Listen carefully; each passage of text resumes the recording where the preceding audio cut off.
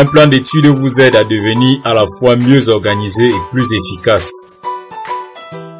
Avec toutes les distractions technologiques qui nous entourent telles que Facebook, Twitter, WhatsApp, il est plus que jamais indispensable de s'autodiscipliner pour réussir.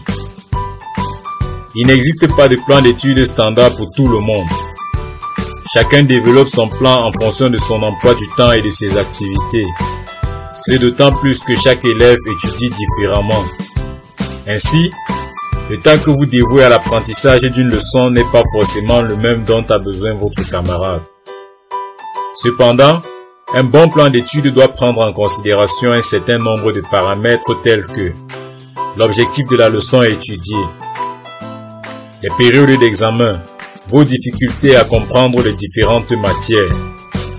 Voici quelques étapes qui vous aideront à élaborer un plan d'études efficace. 1. Faites un inventaire de vos activités.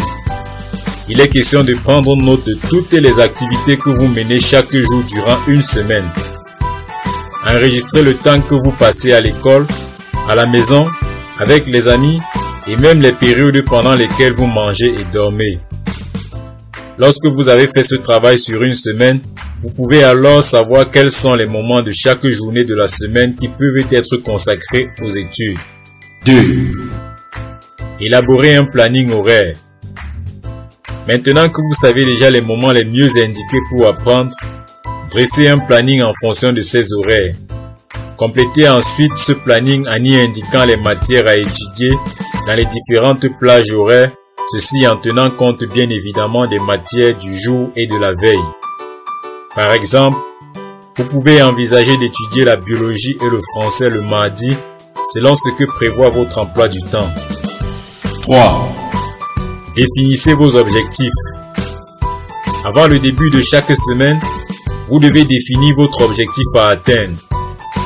Il peut s'agir par exemple d'améliorer vos performances en une matière ou d'obtenir la première note lors de l'évaluation de mathématiques. Dans le cas de ces exemples, pour atteindre vos objectifs, vous devez inclure dans votre plan d'études pour la semaine d'examen la révision des leçons passées et la résolution des épreuves de session des années précédentes.